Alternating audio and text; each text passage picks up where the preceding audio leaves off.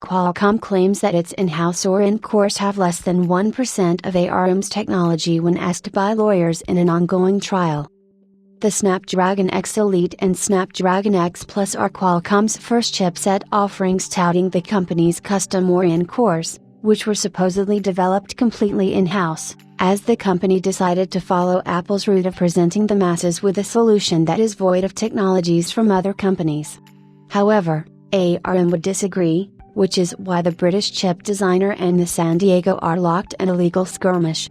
During a U.S. federal court trial in Delaware, a former Apple executive was questioned as to how much of ARM's technology was used in silicon, like the Snapdragon X Elite, and the individual stated that it was less than 1%.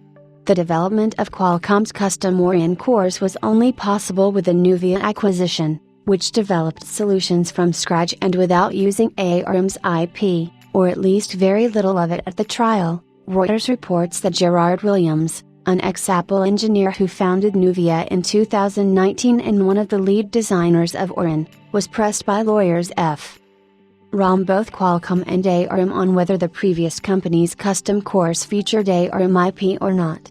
ARM's attorney wanted Williams to acknowledge that the licensing contract covered technology that belonged to the British company, and modifications were made to the Nuvia cores. As reported by Tom's Hardware, Williams responded by saying that less than 1% of them featured ARM technology. In 2021, Qualcomm acquired Nuvia for $1.4 billion as the chipset manufacturer wanted to jumpstart its efforts to develop in-house cores to better compete with Apple and enter the notebook space to take away the market share from Intel and AMD.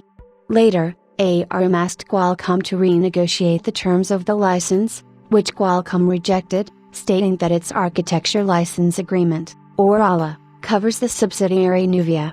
Naturally, ARM believed that Qualcomm breached its contract and demanded that the latter get rid of all Nuvia designs, which was followed by a lawsuit.